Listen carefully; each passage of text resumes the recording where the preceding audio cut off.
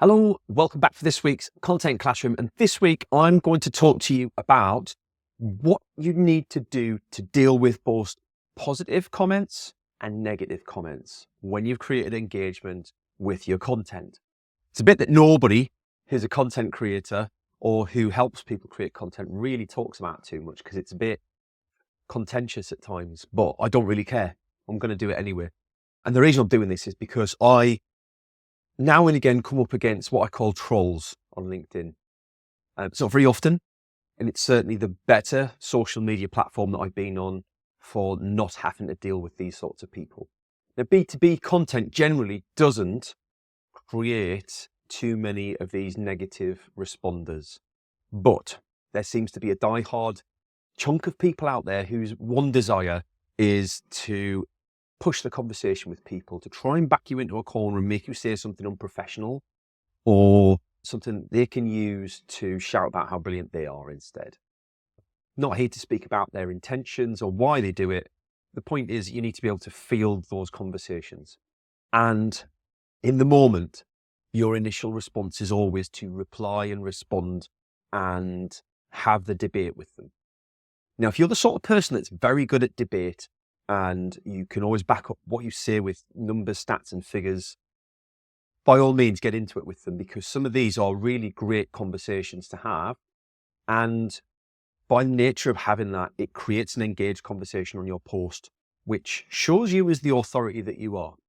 However, some people are only doing this to cause an argument, and it can come across as very negative.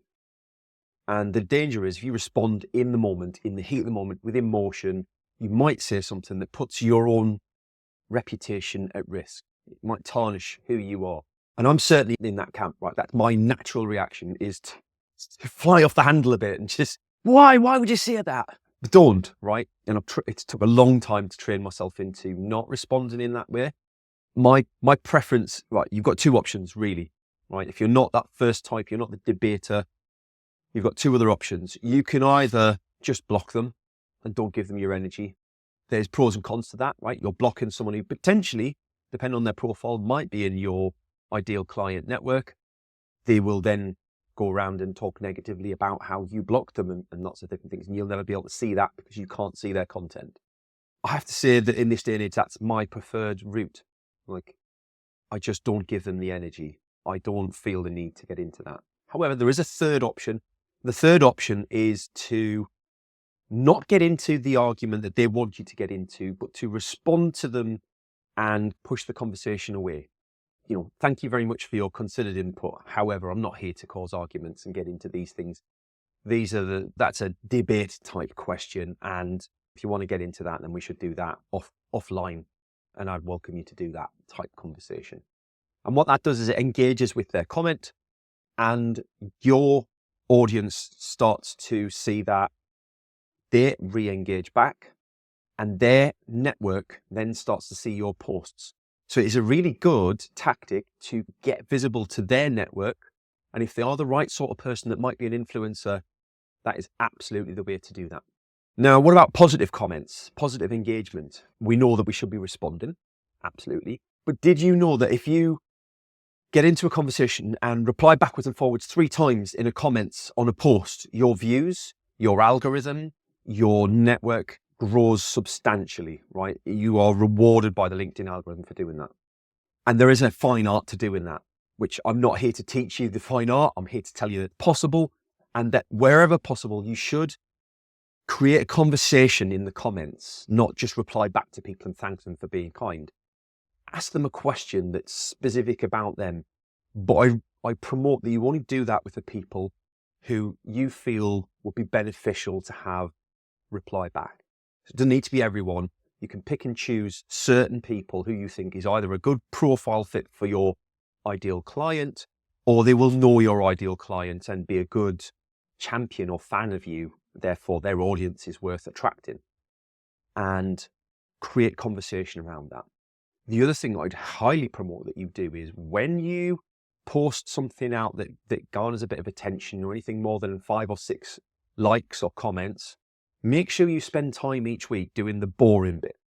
The boring bit is going back through all of your posts of the last week identifying these opportunities, looking at the people who've liked or commented, identifying which ones might be in your target area that you'd want to be connected with, hitting the connect button. Follow them, hit the connect button. And if they reach out, just say, just a light message back.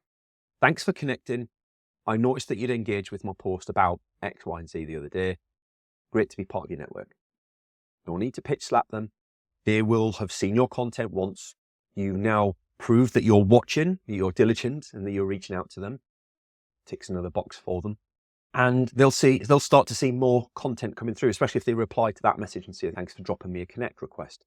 Do the hard work on the other end. This is the bit that people miss with content. They post stuff, they might reply with one-liners to their content, and then they disappear because that's job done as far as they're concerned.